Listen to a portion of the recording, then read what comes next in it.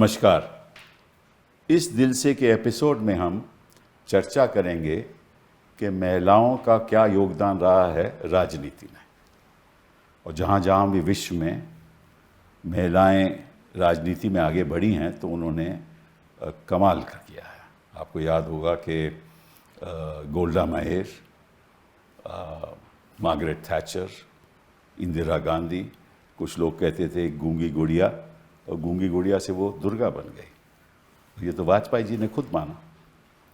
और जहाँ जहाँ भी वो महारानी बनी हैं, चाहे वो इंग्लैंड में चाहे किसी और देश में, तो उन्होंने बहुत अच्छे तरीके से राजनीति की है। आज के समाज में क्या महिलाओं को वो चांस मिल रहा है, और उनकी जो योगदान है आज के माहौल में, क्या वो योगदान ऐसा है कि उनको वो जो चांस मिलना चाहिए नहीं मिल रहा? तो इसके बारे में हम आज चर्चा करेंगे 3 महिलाओं के साथ।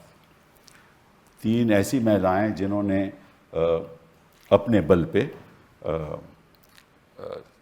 समाज को दिखाया कि क्या क्या वो कर सकती हैं। मैं समझता हूँ कि किसी भी महिलाओं को आप अगर मौका दोगे तो वो अपने बल में कहीं भी जा सकती है, और जहाँ जहाँ भी मौका मिला है उसने करके दिखाया है। तो मेरी दाईं तरफ नलिनी सिंह जी, मैं इनके पिताजी को बहुत अच्छी तरह जानता था, और जब मैं छोटा वकील था तो इनके पिताजी हर दूसरे दिन पब्लिक इंटरेस्ट लिटिगेशन फाइल करते थे, और पब्लिक स्पिरिटेड शख्स थे। तो उनसे मुझे प्रेरणा भी मिली कि आज के दिन अगर मैं थोड़ा बहुत पब्लिक स्पिरिटेड काम करता हूँ तो शायद उनकी वजह से करता हूँ। आपके बारे में क्या बताऊँ? आप वरिष्ठ पत्रकार हैं, और आपकी जो आंखों देखी शो हम कितने वर्षों तक देखते रहे, आपका हेलो ज़िंदगी 1995 का शो, वो भी हम देखते रहे। और आपके भाई जो मैं समझता हूँ कि टॉर्च बेरर हैं on transparency, on freedom of the press, और उनका भी योगदान बहुत रहा। तो thank you very much for being here. Sushmita ji, मैं आपके पिताजी को जानता था, मैं उनके साथ पार्लियामेंट में भी था, और बहुत उनके साथ मैंने काम किया। आप मिरांडा हाउस से पढ़ी हुई हैं, LLB आपने किया है किंग्स कॉलेज से, और आप FLA रही 2011 से 2014 तक सिलचर से। उसके बाद आप पार्लियामेंट में आई 2014 से 2019 तक, फिर हमें छोड़ गए। हमें मतलब कांग्रेस पार्टी को, हमें नहीं, कांग्रेस पार्टी को छोड़ दिया आपने। अभी आप TMC में हैं और बहुत वहाँ ज़ोरों से काम हो रहा है। Anjali ji, thank you very much for being here. Anjali ji, आपके बारे में मैं अगर बताना शुरू करूँ तो मतलब कि शाम बीत जाएगी। इन द सेंस कि आप को कन्वीनर रही नेशनल कमीशन ऑफ क्या बोलते हैं, पीपल्स राइट टू एजुकेशन, उसमें आप को कन्वीनर रही। आपने एक सतर्क नागरिक संगठन, उसमें आप सबसे आगे रही। आप कंसल्टेंट रही, वर्ल्ड बैंक की कंसल्टेंट रही। आपने ऑक्सफोर्ड से MSc किया, ये मुझे मालूम नहीं था, और दिल्ली स्कूल ऑफ इकोनॉमिक्स से इकोनॉमिक्स किया आपने। और चाहे वो लोकपाल एक्ट हो, चाहे वो विसल ब्लोअर्स एक्ट हो, चाहे वो RTI हो, आप सबसे आगे रही, और आपका योगदान इसमें बहुत रहा है। तो चर्चा करते हैं आज कि महिलाओं का आज के समाज में, आज की राजनीति में आपकी संदर्भ से क्या रोल है? कपिल, ये जो पहले तो बुलाने के लिए बहुत धन्यवाद। इतना लंबा परिचय तो मैंने अपनी ज़िंदगी में कभी पाया ही नहीं जो आपने दिया, बहुत बहुत धन्यवाद। आप बात कर रहे हैं Golda Meir, Indira Gandhi, Margaret Thatcher वगैरह की, जो बिल्कुल उच्च श्रेणी यानी कि हिमालय पर्वत की ऊंची वाली चोटी पर ये महिलाएं चली गई थी राजनीति में। लेकिन राजनीति में केवल ये नहीं, मैं कहना चाहूँगी कि केवल ये नहीं होती हैं, वो भी होती हैं जो कि बल्कि जो कि वोटर होती हैं वो भी राजनीति में होती हैं, जो कि वर्कर होती हैं, जो कार्यकर्ता होती हैं पॉलिटिकल पार्टीज़ की। और मैं आपको ये बताना चाहती हूँ, आपने कहा कि ये कहाँ पहुँची हैं महिलाएं, तो केवल 2 उदाहरण मैं देती हूँ जो कि प्रतीकात्मक यानी कि प्रतीक हैं और साथ में ये जिसे एम्ब्लेम कहेंगे, एम्ब्लेमेटिक, वो हैं। एक तो आप ले लीजिए प्रज्वल रावन्ना, और वो ले लीजिए, और मैं समझती हूँ कि ये कोई, मैं उन पे वार नहीं कर रही, मैं एक उन महिलाओं, राजनीति से जुड़ी हुई महिलाओं को जो कि स्तर जिनका थोड़ा बहुत आप समझे कुछ वर्कर स्टेटस का है, उनके बताइए कि ये इससे क्या दिखता है कि अगर आप राजनीति में हैं तो आप और आपके पिता यौन शोषण कर सकते हैं महिलाओं का, आप और आपके पिता उनको किडनैप यानी कि उनका अपहरण कर सकते हैं ताकि वो जाके अदालत में कुछ बोल ना दे, एसआईटी को बोलने दे। तो ये केवल कर्नाटक में नहीं है, ये राजस्थान में, ये कितनी जगह ये देखा है कि महिलाएं जो कि कार्यकर्ता हैं, जो कि वो पहले वाले जो पायदान पे कदम रखती हैं, उनका जो शोषण होता है, और जो कभी ऊपर अगर पहुंचती भी हैं तो मन में ये दुविधा रहती है कि इन्होंने कौन कौन सी कुर्बानियाँ देकर ये वहाँ पहुँची हैं, कहाँ कहाँ अपने ज़मीर को दबाकर ये पहुँची हैं। एक तो ये, और दूसरा मैं आपसे बात करना चाहूँगी, पॉलिटिकल बात है ये और महिलाओं के लिए, वो है मंगलसूत्र की। जो हमारे माननीय प्रधानमंत्री जी ने ये कहा कि अगर फलां पार्टी, कांग्रेस पार्टी आएगी तो महिलाओं के मंगलसूत्र नोच लेगी और ले लेगी। ये क्यों नहीं कहा प्रधानमंत्री ने, और ये मैं बहुत गंभीर प्रश्न कर रही हूँ, कि अगर कांग्रेस पार्टी आएगी तो आपके बाइक्स ले लेगी और आपके फ़ोन ले लेगी और आपके मोटरसाइकिल ले लेगी? क्यों नहीं कहा? क्योंकि जो महिलाओं का कि एक परसेप्शन है, हाँ, जो पॉलिटिक्स के आसपास वो परसेप्शन है कि बिल्कुल, जिसे अंग्रेज़ी में कहते हैं हैप्लेस और हेल्पलेस, यानी कि ये बिल्कुल जीर्ण शीर्ण ये अवस्था में ये लोग हैं मानसिक तौर पर, और क्या, तो इनको पकड़ करके हम ये बताएं, और जो बहुत ही भावनात्मक बात कर दें तो ये वहाँ, मतलब सारा कुछ तो वहीं पे आता है, भावुक भी हो जाएंगे और इनके पास पावर है नहीं। तो मैं आपसे गंभीर बात ये कह रही हूँ, ख़त्म कर रही हूँ, कि देखिए, जबकि आप लेते हैं और ले लेते हैं, और किसी की ये जो उनके ज़िंदगी में जो ये है कि बहुत ज़्यादा पावरफुल नहीं हो पाई, जब शक्तिशाली नहीं हो पाए, तो आपकी उनकी कमज़ोरी पर आपने वार किया और उनको और कमज़ोर बनाया, उनको और परसेप्शन दी। कौन छीन सकता है मंगलसूत्र? बताइए तो मुझे, बताइए महिलाओं से पूछ करके।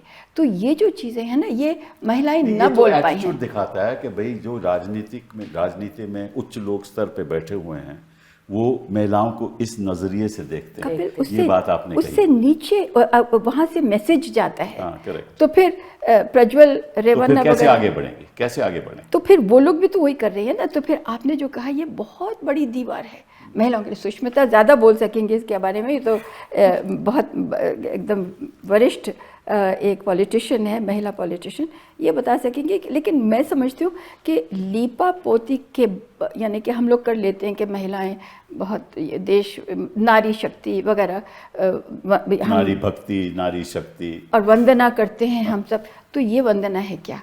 और फिर उसके बाद में क्या हो सकता है पॉलिटिक्स में? सुष्मिता जी।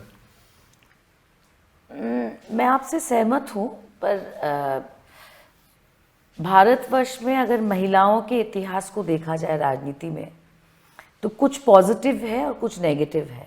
तो हर चीज़ नेगेटिव नहीं है, क्योंकि आज़ादी से पहले महिलाएं राजनीति में थी और तब की राजनीति आज़ादी से जुड़ी हुई थी।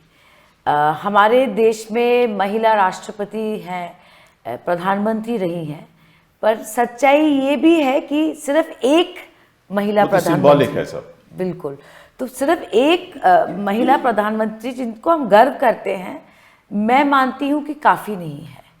और आपने बिल्कुल ठीक कहा कि महिलाओं का अगर योगदान हम देखें तो 2019 के चुनाव से आप देखेंगे कि मतदान का अगर हम आंकड़े देखते हैं तो महिलाओं ने पुरुष से ज़्यादा वोट डाला। बिल्कुल सही। और वहाँ से शुरुआत हुई राजनीति की एक नया आंकन अगर आपको लगेगा कि महिला वोटर्स को एक अलग ग्रुप की तरह से पार्टीज देखने लगे। उससे पहले होता नहीं था। वो भी तो वोट बैंक पॉलिटिक्स है। यस, पर उससे फायदा भी हुआ महिलाओं को। अगर आप किसी भी, जिसको आप फ्री बीज कहते हैं, मच कंट्रोवर्शियल फ्री बीज, पर बहुत सारी योजनाएं अब महिलाओं पर फोकस्ड है, जो पहले नहीं होता। वोट बैंक हो गया ना, क्योंकि डेफिनेटली। सो एक तरह से ये वोट बैंक पॉलिटिक्स है, पर मेरा मानना है कि उनके जो यूनिक नीड्स है उसको एक नए तरीके से अब हर पॉलिटिकल पार्टी उसको स्टडी कर रही है। नहीं, अब नीड्स की बात मत कीजिए। मैं आपसे पूछना चाहता हूं कि राजनीति में अगर उनको हिस्सा लेना है तो इस राजनीति जो ढांचा बना हुआ है देश में, क्या आगे आ सकती हैं? ये सवाल बहुत अहम सवाल है। बिल्कुल। अभी आरक्षण बिल लाया गया, उसको सबने मिलके पास किया, पर मेरा मानना है कि महिलाओं को अगर राजनीति में आना है तो जो कर्तव्य एक पार्टी का होता है वो सबसे बड़ा कर्तव्य है, क्योंकि आप सिर्फ किसी को खड़ा कर देंगे ऑन अ रिजर्व्ड सीट, उससे महिलाएं राजनीति में आगे एज सच नहीं बढ़ेंगे। Parties are the gateways of political empowerment. BJD ने फॉर एग्जांपल 50% महिलाएं उतारी हैं चुनाव। एंड ममता दीदी 41% उन्होंने महिलाओं को दिया। तो सबसे पहले तो राजनीतिक दलों को ये करना चाहिए कि ज्यादा से ज्यादा महिलाएं चुनाव में उतारें। और पार्टी के अंदर मेरा मानना है दो चीजों की बहुत ज्यादा जरूरत है। एक है कि महिलाओं को ऐसे पद पर बिठाना जहां पर वो डिसीजन ले सके। बिल्कुल, बट वो तो है पंचायती राज में थोड़ा सा हुआ। सो पार्टी के अंदर भी अगर जैसे कि पार्टी के टॉप जो बॉडीज होते हैं, डिसीजन मेकिंग बॉडी, वहां पर सिर्फ ऑर्नामेंटली महिलाओं को नहीं बिठाना चाहिए। They should have the power to take decision. पहले ये सोचती कि जब पंचायती राज बनेगा तो ये रबर स्टैम्प, तो रबर स्टैम्प नहीं रही है। एग्जैक्टली। पार्टी के अंदर भी ये होना चाहिए, मैं मानती हूँ। बिल्कुल सही। ऐसे भी पार्टीज है जिनके सुप्रीमो महिलाएं हैं। इसका मतलब ये नहीं है कि पार्टी के अंदर अगर आप मंडल या आप बूथ लेवल पे जाए, वहां पर महिलाएं इतना पावर नहीं एग्जर्ट कर पाती। एंड कैपेसिटी कितनी महिलाएं पार्टी की प्रेसिडेंट हैं? बहुत कम, बहुत कम। हाँ, ब्लॉक लेवल पे कितनी महिलाएं प्रेसिडेंट हैं? यही मैं कह रही हूँ, बहुत कम। और तो जब तक वहां उस लेवल पे आप उनको रखोगे नहीं तो तब तक आगे कैसे बढ़ेगा? अंजलि जी आप बताइए। आपने बात करी कपिल जी ऑफ औरतों की पार्टिसिपेशन राजनीति में, क्योंकि मैं एक मूवमेंट से आती हूँ, सूचना के अधिकार, खाद्य सुरक्षा, इन सब मूवमेंट से मैं जुड़ी हूँ। तो मैं ये देखती हूँ कि किस तरीके से महिलाएं एम्पावर होती हैं जब उनके पास सूचना होती है, जब उनके पास एवेन्यूज़ होते हैं पार्टिसिपेट करने के। क्योंकि डेमोक्रेसी में, लोकतंत्र में अपना हिस्सा जो है वो महिलाएं तभी ले सकती हैं जब उनके पास ये सब एवेन्यूज़ हों।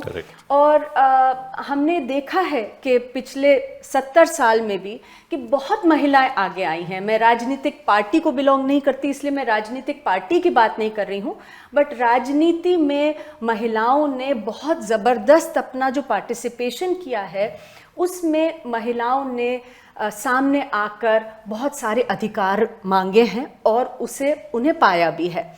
अभी अगर हम देखें तो मैं क्योंकि सूचना के अधिकार के मुहिम से भी जुड़ी रही हूँ, एंटी करप्शन में भी महिलाओं को मैंने देखा है, तो महिलाओं ने जो भी गेन्स करे हैं, आज हम देख रहे हैं कि कहीं पर पुश बैक है। और जो स्पेसेस हैं महिलाओं को डिसेंट करने के, अपने अधिकार मांगने के, स्ट्रगल करने के, प्रोटेस्ट करने के, वो स्पेसेस बहुत ज़बरदस्त तरीके से श्रिंक होते हमें आज नज़र आ रहे हैं। अभी आप हाल ही में अगर पिछले कुछ सालों में ही अगर आप सोचें कि जो सबसे सिग्निफिकेंट स्ट्रगल्स रहे हैं, कैंपेन्स रहे हैं, उसमें हाल ही में रेसलर्स का कैंपेन हुआ, जहाँ पर कि महिला जो रेसलर्स थी उन्होंने आवाज़ उठाई यौन शोषण के खिलाफ। एंटी CAA प्रोटेस्ट हुआ जहाँ पर महिलाओं ने एकदम सेंटर स्टेज लिया। आप देखिए कि विमेन फार्मर्स खूब नंबर्स में सामने आई थी जब फार्मर प्रोटेस्ट हुआ था। लेकिन किस तरीके से उन्हें उनकी आवाज़ को कुचलने की बात हुई है, मुझे लगता है कि ये बड़ी कंसर्निंग बात है। मतलब कि सबसे आगे थी वो प्रोटेस्ट में, सबसे आगे प्रोटेस्ट में रही, पर आप देखिए उनको मिला एंटी क्या? सीए में कैसे इस तरीके से उन्हें ट्रीट किया गया कि उनकी तो कोई एजेंसी है ही नहीं, कि जैसे उन्हें आगे कर दिया गया है, उनका मसला नहीं है, वो नहीं बैठी संविधान को बचाने के लिए, उन्हें आगे किया गया है। आप ये देखिए कि वो इस्तेमाल करते हैं और महिलाओं को, इस्तेमाल भी जी, करते हैं। नारी शक्ति की बात होती है, बेटी बचाओ पढ़ाओ की बात होती है, लेकिन when it comes to allowing women to participate और अपनी जगह ले सकें वो हमारे लोकतंत्र में, वहाँ पर हम बहुत अलग चीज़ें होते देख रहे हैं। किस तरह से फोर्स का इस्तेमाल किया गया, जब वुमेन जो रेसलर्स थी उन्हें उठाया गया, हमने सबने देखा है क्या हो रहा है। जिस तरह से उनके बेटे को टिकट भी दी गई, और ये तो और reward फिर किया गया है जहाँ पर ये सारी चीजें हो रही हैं, शोषण हो रहा है महिलाओं के खिलाफ, तो प्रधानमंत्री जी बोलते क्यों नहीं? नहीं, देखिए प्रधानमंत्री जी बोल रहे हैं, प्रधानमंत्री जी बोल क्या रहे बोल हैं रहे कि हम नारी सशक्तिकरण कर रहे हैं। वो कह रहे हैं कि हम लेकिन बेटी जब बचाओ ये कर रहे वाकये हैं, होते हैं, जब मणिपुर में, मैं आपसे सवाल पूछना जी, चाहता हूँ, जी, जब जी। मणिपुर में जो हो रहा है महिलाओं के साथ, बच्चियों के साथ जब हो रहा था, तो क्या प्रधानमंत्री जी ने कभी कुछ कहा? तो मैंने वही कहा कि अगर प्रधानमंत्री जी, प्रज्वल की बात हुई तो हमारे प्रधानमंत्री- गृह मंत्री ने कहा कि ये तो जांच बताएगी। जी, तो वो कह एक चीज रहे हैं, तो कथनी और करनी में जो फर्क है वो हो रहा है। तो कह रहे हैं, लेकिन कर क्या रहे हैं is I think is very different. तो अगर आप मणिपुर में देखिए, आज तक प्रधानमंत्री को समय नहीं मिला है मणिपुर जाने का। जो हमारे सामने वीडियो चले थे, बहुत सारी चीजें तो सामने आ भी नहीं रही, पर जो वीडियो चले थे, अभी प्रज्वल रेवन्ना की बात हुई, इसमें भी कितना समय लग गया कुछ बात करने के लिए। किस तरीके से डिस्कोर्स है, आप ये देखिए। वहाँ पर एंटी सीए प्रोटेस्ट में शाहीन बाग में महिलाएं बैठी और कहा जाता है कि गृह मंत्री ने कहा था, if I am not mistaken, कि आप यहाँ पर बटन दबाइए और वहाँ पर करंट लगेगा।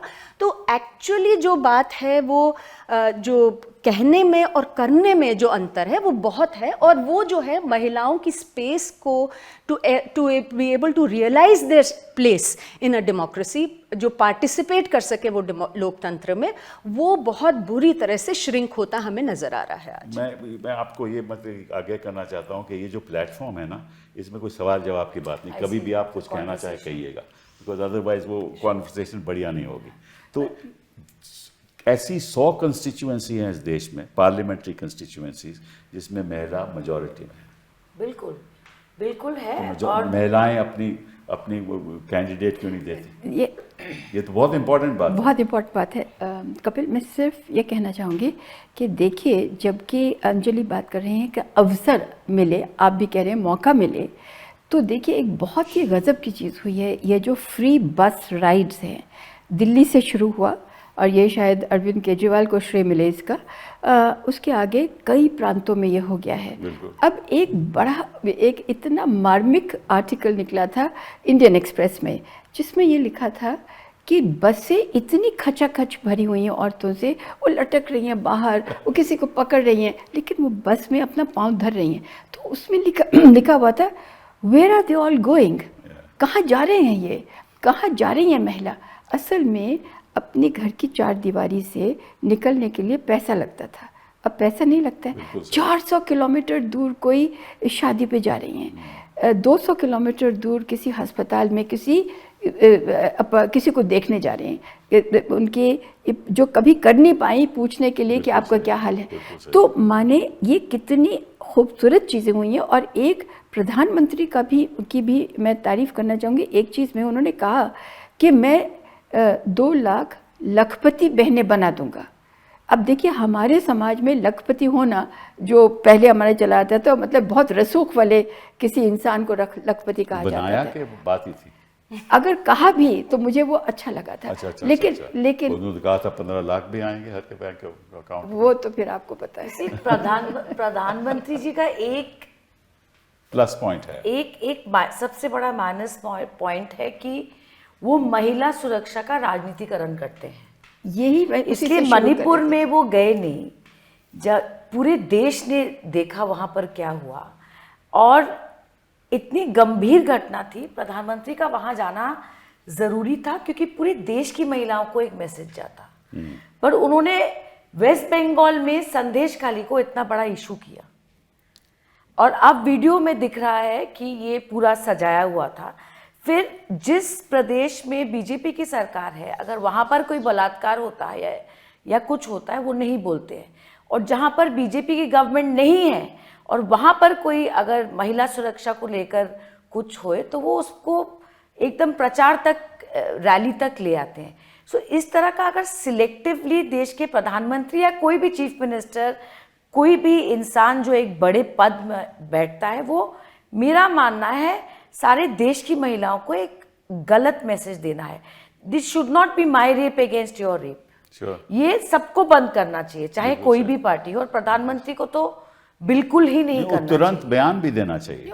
बिल्कुल बिल्कुल। सबसे बाकी कभी सिर्फ मैं ये कहना चाहूँगी कि कुकी जोमी जो वहाँ पे जो पहाड़ों में मणिपुर के उस इलाके की जो महिलाएं हैं और जो मैती हैं, जो इतनी ज़्यादा उदार दिल औरतें भी हैं, हम लोग कितनी बार उन लोगों से बातें कर चुके। नूपी लान जाके रात को मशालें लेके वो शराब बंदी के लिए अपने करते थे, उनके बच्चे ख़राब ना हो, ड्रग्स में ना जाएं।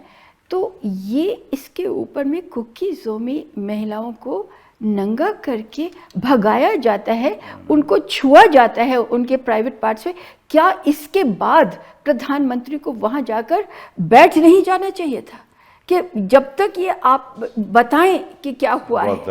और मैं आपसे एक थोड़ा आगे जाना चाहती हूँ, वो ये है कि कभी कभी मन में शक आने लगा है अब कि कहीं ये किया तो नहीं जाता है। मणिपुर की बात नहीं कर रही, लेकिन जहाँ दंगे कुछ फूट जाते हैं यूँ करके लव जिहाद फॉर एग्जांपल। हाँ, अब लव जिहाद का जो है आप देखिए, तो अभी किया तो नहीं वो जा भी रहा तो है। एक महिला के ऊपर आक्रमण है ना। हाँ, लव जिहाद भी तो एक बिल्कुल महिला के ऊपर आक्रमण है। बिल्कुल बिल्कुल। और ये कहीं कहीं पे कहीं इंस्टिगेट किया जा रहा है, ये किया जा रहा है। क्यों? तुच्छ चीज़ है वोटें, इसके वोट्स के लिए आपने लेना है महिलाओं की ज़िंदगी के साथ खेल करके। तो फिर जो पहले जो ब्रिटिश यहाँ थे तो क्या करते थे वो? तो इतना शायद नहीं करते थे, इतने जुल्म शायद वो भी नहीं करते थे। अगर ये हो रहा है तो एक तो ये बात। लेकिन सिर्फ ये कि अगर मौका दे दिया, और बसों में घूमना एक मेटाफर है, यानी कि आप इसको कई चीज़ों में देखिए। आज़ादी मिली और उसके साथ में आज़ादी ऐसी मिली जिसमें सरकार यानी कि समाज दे रही है आपको आज़ादी। आपने एक बड़ी अच्छी बात की कि आज़ादी मिली। क्या हिंदुस्तान में महिलाएं आज़ाद हैं? नहीं, बहुत अहम सवाल, बहुत अहम सवाल है। और हम जानते हैं कि पेट्रियार्की का हमारे देश में कितना बड़ा जबरदस्त पेट्रियार्की की पितृसत्ता तो है ही, लेकिन उसके बावजूद महिलाएं इतनी बढ़कर आगे आई हैं। आप किसी भी प्रोग्रेसिव मूवमेंट को हमारे देश में देख लीजिए, उसमें मैं दावे से कह सकती हूँ कि महिलाओं का एक ज़बरदस्त रोल रहा No doubt about it. Leadership में देख लीजिए, in demanding on the streets पे आकर डिमांड करने में देख लीजिए, there has been a very strong role that women have played. And उससे हमारे जो लोकतंत्र है, it has strengthened and deepened our democracy, there is no doubt about it. लेकिन इधर मैं एक और चीज़ ज़रूर कहना चाहूँगी कि ऐसे समाज में जहाँ पितृसत्ता इतनी स्ट्रॉन्ग है, बहुत ज़रूरी है कि जो कॉन्स्टिट्यूशनल इंस्टीट्यूशंस हैं, स्टैट्यूटरीली सेटअप इंस्टीट्यूशंस हैं, वो अपना काम करें, जिससे कि जो भी हाशिए पे हैं, including women, can actually come forward and realise their constitutional rights. और मुझे लगता है कि आज जो सबसे बड़ा aspect which has let down women, जो कि महिलाओं को पीछे धकेल रहा है हमारे लोकतंत्र में, वो है हमारे इंस्टीट्यूशंस, वो जिस तरीके से क्रम्बल किए हैं। आप देख लीजिए, आप नेशनल कमीशन फॉर वुमेन का रोल देखिए, जिसकी तरफ हम सब देखते हैं कि जब कोई बात हो, कितना सिलेक्टिव एक्शन हो रहा आज दिख रहा है, और महिलाएं देख रही हैं। And I am sorry that people do understand, women do understand that जब institutions काम नहीं करते then no one has their back. अब जुडिशरी अगर सामने आए और तुरंत ऐसे केसेस के अंदर, आपने मणिपुर की बात करी, हम और भी इतने सारे ग्रीवियस केसेस की बात कर चुके हैं, ऐसे में क्यों नहीं होता है कि immediately NCW is seen to come into action? Selective outreach, ये सिलेक्टिव आउटरीच का कोई मतलब नहीं है, और उससे फिर क्या है कि ये महिलाओं को एक बहुत सीरियस सिग्नल जाता है कि आप सामने आएंगी और वो already they are doing it at a huge cost, but आपके ऊपर जब प्रताड़न होगा तब भी आपके ऊपर तभी साथ खड़ा हुआ जाएगा जब आप XYZ पार्टी से बिलोंग करती हैं, आप रूलिंग पार्टी से बिलोंग करती हैं, and that I think is a very big disservice. और ऐसे में मुझे लगता है कि फिर जो हम पार्टिसिपेशन, जो रियल पार्टिसिपेशन, सिंबॉलिक की बात नहीं कर रही हूँ मैं, बट रियल पार्टिसिपेशन जो औरतों की होनी चाहिए है लोकतंत्र में, वो फिर नहीं हो सकती है। देखिए, अब हमारा जो इकोनॉमिक ढांचा है, मैंने कुछ उस पर रिसर्च कर रखी है कि ऐसा तैयार हुआ है कि महिलाएं बेचारे के पास कभी मौका ही नहीं मिलता बाहर निकलने का।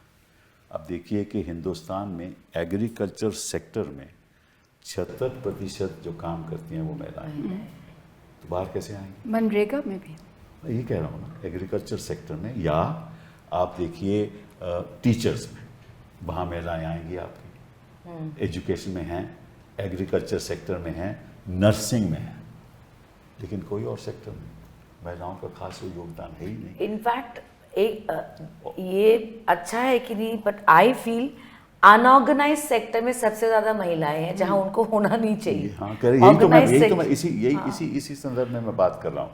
अगर आप देखो, और दिस इज वेरी इंटरेस्टिंग कि लोकसभा में हमारी रिप्रेजेंटेशन महिलाओं की 15% है और राज्यसभा में 13%, हाँ। और ये ग्लोबल एवरेज इज 26.5%। कपिल, ये जो फर्स्ट और सेकंड और थर्ड फेज गए हैं हमारे चुनाव में, उसमें 8 से आज के दिन, थर्ड फेज के दिन 10% हुआ होगा जो महिला कैंडिडेट्स हैं, सीरियस नॉन सीरियस सब, केवल 8% होना, तो फिर आप समझिए कि कहाँ से वो आएगी। यही बात मैं कर रहा था। आप देखो, मैं बाकी देशों में जो महिला की रिप्रेजेंटेशन है, क्यूबा में 53%, निकरागुआ में 52%, फ्रांस में 37%, यूके में 35%, इटली में 32%, जर्मनी में 35%, बांग्लादेश में 21%, नेपाल में 33%, पाकिस्तान में 20%, और श्रीलंका ही हमारे से कम है। इवन रुआंडा, मतलब हम बोलते हैं कि हम विकसित भारत और ये वो, और एक सपने दिखाते रहते हैं, बिना महिलाओं के तो सपना साकार ही नहीं कभी होगा। इसीलिए सर मैं बार बार ही कह रही हूँ, आरक्षण की जगह पे है, पर जब तक पार्टीज इंटरनली महिलाओं को आगे नहीं लाएंगे, महिलाएं ऑटोमेटिकली चाहे विधानसभा हो या लोकसभा हो वो नहीं आ सकते। सबसे पहला और दायित्व पार्टी का है। बिल्कुल सही। इंटरनली आपको महिलाओं को बिल्कुल बूथ लेवल से लेकर ऊपर तक जितने भी पावरफुल बॉडीज है पार्टी के अंदर, उनको आप वहां सक्षम करेंगे तभी वो लोकसभा में आएंगे। मैं आपको बताता हूँ, क्योंकि चर्चा होती रहती है जी। मैं भी पार्टी में कई साल रहा हूँ, ये जीतेंगे नहीं। हाँ, ये अक्सर होता है जी हाँ। और वही सीट देते जो हारने वाली सीटें महिला को दे देते हैं। ऐसे कैंडिडेट देंगे वो कभी जीत ही नहीं सकते। बिल्कुल ऐसा पुरुष कैंडिडेट देंगे कभी जीत ही नहीं सकता, लेकिन अगर महिला को नहीं देनी हो वो तो जीत ही नहीं सकती जी। हालांकि उसने काम किया हो, कई साल काम किया हो, उसको कोई अहमियत नहीं मिलती। और ये अगेन पेट्रियार्कल एटीट्यूड। नहीं, बिल्कुल। एंड आई थिंक दैट जो लीडरशिप रोल्स हैं वहाँ पर तो होना बहुत ही ज़रूरी है, डिसीजन मेकिंग रोल्स में, लीडरशिप रोल्स में। एंड अनफॉर्चुनेटली ये पॉलिटिकल सिनारियो में हम उसकी बहुत खुल के बात करते हैं, उस पर कुछ फोकस है, कुछ पार्टीज़ भी हैं जो अब खुद भी करती हैं इवन अपार्ट फ्रॉम रिजर्वेशन। पर आप जुडिशरी में देख लीजिए, मतलब अभी हाल ही में एक भी महिला जज नहीं थी till very recently in the supreme court of India. तो मतलब ऐसे में आप मतलब महिलाओं के सशक्तिकरण की बात करेंगे, लेकिन जब तक महिलाएं नहीं बैठेंगी। अंजलि जी, ये है कि अगर आप शुरुआत से, and it starts with education, आप शिक्षा प्राइमरी, सेकेंडरी, पोस्ट क्लास 12 अगर वो नहीं देंगे, और मैं समझता हूँ कि महिलाओं की शिक्षा फ्री होनी चाहिए, एक तो ये बात। दूसरी बात कि महिलाओं के लिए स्पेशल कॉलेजेस होने चाहिए, स्पेशल स्कूल्स होने चाहिए। हमारा तो कस्तूरबा गांधी प्रोग्राम है ही, ऐसे हजारों कस्तूरबा गांधी स्कूल होने चाहिए। Why not? मैं समझता हूँ कि जो पिछड़े वर्ग हैं, महिलाएं हैं, वंचित लोग हैं, उनके लिए स्पेशल प्रोग्राम्स होने चाहिए। जब तक आप उनको ये शक्ति नहीं दोगे थ्रू एजुकेशन, तब तक वो आगे बढ़ ही नहीं सकते, मुकाबला कैसे करें? साथ में शक्ति के साथ में सपने नहीं देंगे कि आप जा सकते हैं, आप बिल्कुल आप चांद तक जा सकते हैं।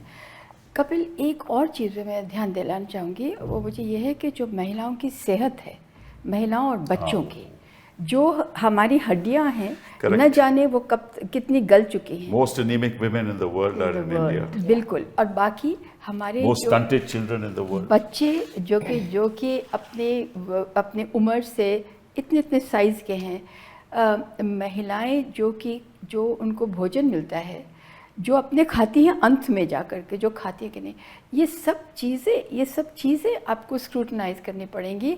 एक आपको टेलीस्कोप में डालना पड़ेगा कि ये किस तरह से ठीक हो। देखिए, महिलाओं का आयरन नहीं है उनकी बॉडी में, थक जाती हैं, बोलती नहीं है।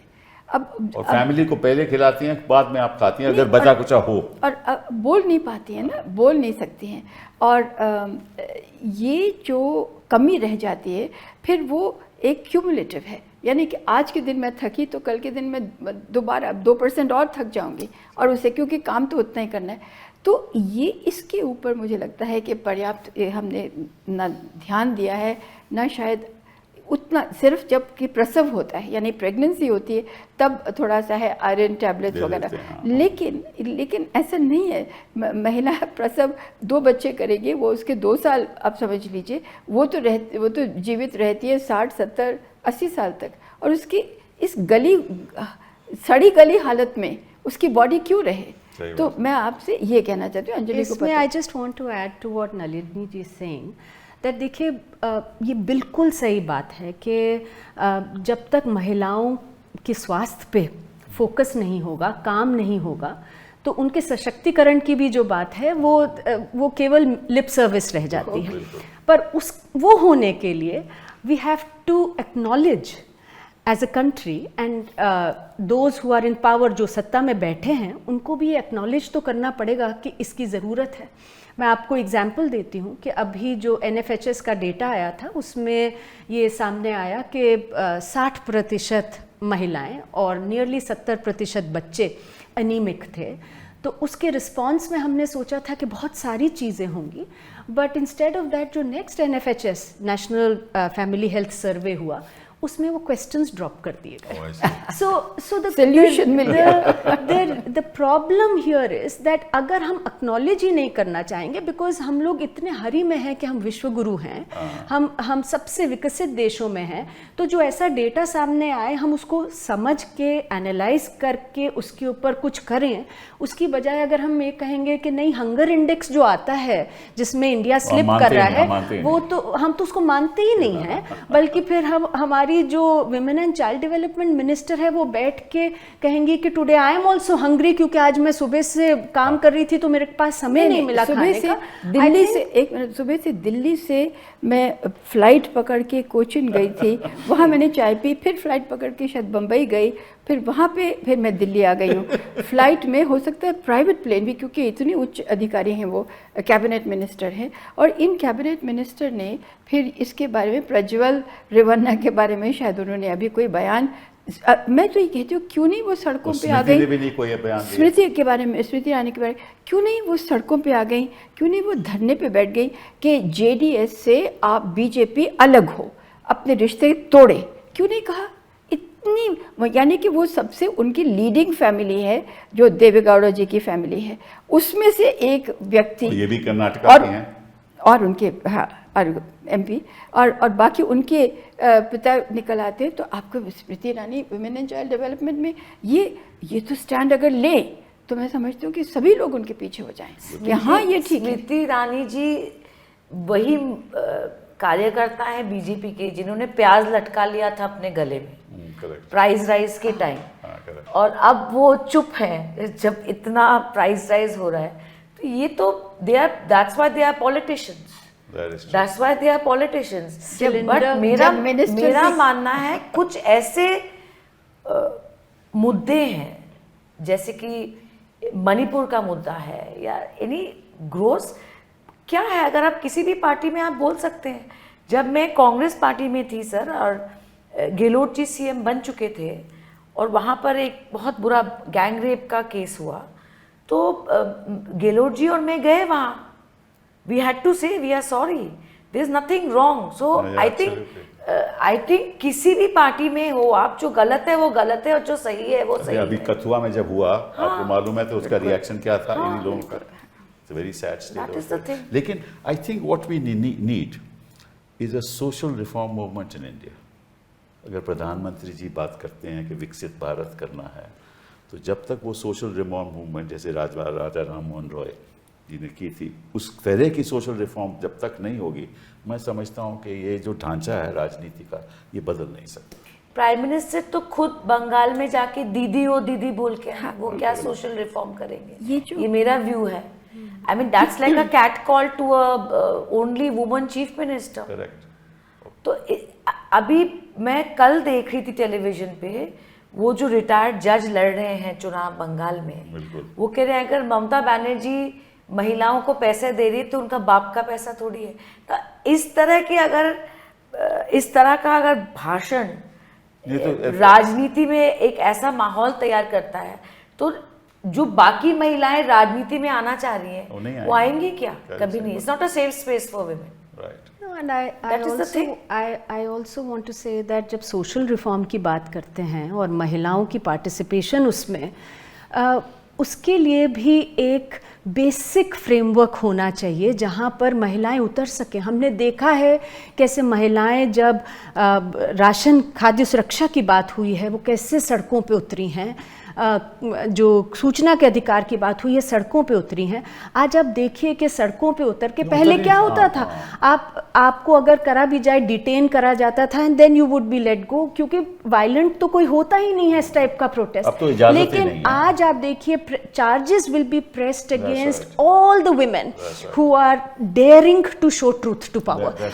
आज ये माहौल है। और ऐसे में जब आप देख लीजिए, आज गुलफिशा को देख लीजिए, नताशा नरवाल, ये सारी जो लोग हैं, देवांगना, इन सबको देयर इज अ सिग्नल जो कि भेजा जा रहा है कि if you dare to stand up, और अगर आप सोशल रिफॉर्म क्या कॉन्स्टिट्यूशन के लिए भी खड़े होंगे, तो there will be such a huge price to pay. तो मतलब ये तो दिस इज रियली डिसवेडिंग कि महिलाएं सामने आए। वो ये सारी सोशल रिफॉर्म की आप बात कर रहे हैं, हाँ, वो कैसे आता है? जैसा सुष्मिता ने कहा, मतलब जो सत्ता में बैठे हैं, हम उनसे तो उम्मीद नहीं कर सकते कि वो सोशल रिफॉर्म लाएंगे। तो सोशल रिफॉर्म लाने के लिए तो आपको एक स्पेस होनी चाहिए, इंस्टीट्यूशनल बैकिंग होनी चाहिए। आपके ऊपर यूएपीए जैसे लॉज लगा दिए जाते हैं और जुडिशरी फिर यूएपीए और पीएमएलए जैसे जो ड्रैकोनियन लॉज हैं जो यूज हो रहे हैं आज विमेन के ऊपर, सब जगह पे, पुरुषों पे भी हो रहे हैं, विमेन पे भी हो रहे हैं। Anjali ji, you can't protest, sir will tell you, कुछ भी मुद्दा हो, अगर कोई सड़कों पे उतरना चाहे 144, ये 144 को चैलेंज करने का कोई तरीका है? कोई तरीका नहीं। कश्मीर में क्या हुआ था? पूरा 144 पे देश हर चल डिस्ट्रिक्ट रहा है। में था सालों साल।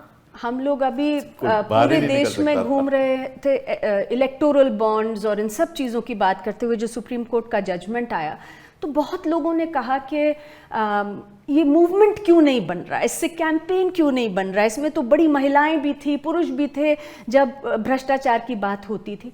बट आप देखिए कि उस समय पर क्या इस तरीके से फोर्स का इस्तेमाल होता था? जब इतना बड़े हजारों की संख्या में, लाखों की संख्या में लोग दिल्ली में उतरे थे, तब क्या उनके ऊपर ये ड्रोन से इस तरीके से रबर पैलेट्स दिए, उनको आपने तो अटैक निर्भया किया का गया? पूरा मूवमेंट देखा दिल्ली में? बिल्कुल। आपने अन्ना हजारे का मूवमेंट देखा दिल्ली में? आप मीडिया तो मूवमेंट का कोई और आप मीडिया को देखिए, how it is been complete. Anjali, मैं ये कहना चाहती हूँ, आप बिल्कुल ठीक कह रहे हो, एक मूवमेंट यानी कि एक ज़मीन से उठे, एक आवाज़ उठे कि अभी हम जिंदा हैं, हम मरे नहीं हैं। उसके लिए क्या है कि जो अभी देखने में आ रहा है, हम सब ये समाज में क्या हो गया है, एक अंग्रेजी का फ्रेज है क्लेंच्ड फिस्ट, यानी कि मुट्ठी बांध के, सब लोग मुट्ठी बांध के चल रहे हैं, कब मौका मिले और आपको यहाँ पर जोर से करें, आपको सितारे दिखाई दें। इशू क्या हो गया है कि हमारे बीच में से एक तो ये हो गया कि मुझे पावर चाहिए, सत्ता मुझे चाहिए, आपको कुछ भी करके मुझे सत्ता चाहिए। ये रिफॉर्म मूवमेंट की अंडरस्टैंड करने के लिए उसका बैकग्राउंड, ये पृष्ठभूमि उसकी। दूसरी चीज़ क्या है कि हमने एक बहुत ही हमारी एक नायाब एक समझिए कि हमारी लेगेसी थी जो हमने खो दी है, और वो थी शर्म, शेम। That's true. हमारे समाज में शेम रही नहीं, शर्म रही नहीं। अब आप, मैं सुष्मिता के बारे में कुछ कहूँ, ये आपके बारे में, आप मेरे बारे, हम कपिल के बारे में, जो एक लिमिट, एक शर्म, एक हया थी, वो महिलाओं को सबसे ज़्यादा ये स्ट्राइक कर रही है। लेकिन I have very important question. जैसे कि ममता दीदी takes pride in the fact that most of the women voters are with her in Bengal. Similarly, Prime Minister Modi claims that most of the women voters are with Prime Minister Modi. Now, I am a politician, I am biased. Neither of you are politicians. आप लोग मुझे ज़रा समझाएं कि despite all this, ये क्या कारण है कि महिलाएं prefer to vote for Prime? What is the psychology behind it? I need to understand. Communication, यानी कि अंदाज़ बयां, उनका कहने का एक इस तरह से ढंग है, और वो उन्होंने देख भी लिया है कि अच्छा सिलेंडर पहले बांटने हैं और उसके बाद में हमने टॉयलेट्स का करना है। अब ये है कि सबको टॉयलेट मिले हों या सबको सिलेंडर मिले हों, ऐसा तो नहीं है, लेकिन क्या है कि वो उसके बारे में कम्युनिकेट इतनी बार करते हैं, इतनी इफेक्टिव तौर पे करते हैं, इतना करते हैं, और फिर सारी की सारी जमात लग जाती है। You mean social women media are part of his narrative? women are used. also Used as a part of it. वो as a मैं part of शुरू it. से आपसे कह रही That's थी कि what it is. वो सबॉर्डिनेट कर देते हैं, क्योंकि महिलाओं को समझते हैं कि ये फ्रेजाइल हैं, इनके पूरे विकसित नहीं है अभी दिमाग, बिल्कुल, तो बिल्कुल। इनको मंगलसूत्र की बात कर दो, एकदम से ये चमक ये कर जाएगी कि नहीं। तो आप ये बातें करेंगे कि जहाँ पर आपका यानी कि बिल्कुल हर चीज़ आप उनको वल्नरेबिलिटी उनकी ज़्यादा कर करके, और वो ये देख करके कि ये तो बड़ी जल्दी मान जाती हैं, ये थोड़ी बुड़बक टाइप, बेवकूफ़ टाइप है, तो इनको कर लो, और बाकी वैसे भी इमोशनल रोने लगेंगे हमारे पास। अब देखिए religion. मैं वही कहने वाली थी। I'm asking because I know I have a view, but I don't think I want to hear views of people who are neutral, not in politics. No, I women think are religious. Is that the reason? women Sorry, are, I'm asking women the are, questions. Not really. नहीं, women are religious is not what I would say. I would say that communication से I would say that आज आप देखिए कि किस तरीके का propaganda चलता है, बिकॉज जो सारी बातें हो रही हैं उनका वास्ता जो है वो फैक्ट्स से, वो रियलिटी से नहीं है। All of this Edifice is built on, जो फाउंडेशन है वो है कहीं पर मिस इन्फॉर्मेशन, फेक न्यूज़। आपको बोला जाएगा कि एक कम्युनिटी खतरे में है, फिर इन्वोक किए जाएंगे कम्युनिटी के सिंबल्स, एंड मतलब उसका कुछ वास्ता नहीं होगा to what is the reality on the ground. कि अगर आपको कहा जाए कि इतने प्रतिशत हमारे देश में 25% मुस्लिम पॉपुलेशन हो गई, अब आप मतलब झूठ नहीं, आप मुझे बताइए उनकी महिलाओं के बारे में। आपने कहा because she was saying that is it on the base, is it because of religion और क्या Hindu. I am understanding why BJP claims that most of the women vote for them. What's the logic? देखिए, जहाँ पर आप कह रहे हैं ना कि जो अब राम मंदिर को ले लीजिए, या कुछ भी हिंदू खतरे में है, या जो हिंदुत्व कहूँ, या हिंदुइज्म तो नहीं कह सकते, हिंदुत्व, तो अगर जो पुरुष अगर उसके अंदर झुके हैं उस तरफ, तो महिलाएं भी उनके साथ रहती हैं, वो भी झुक गई।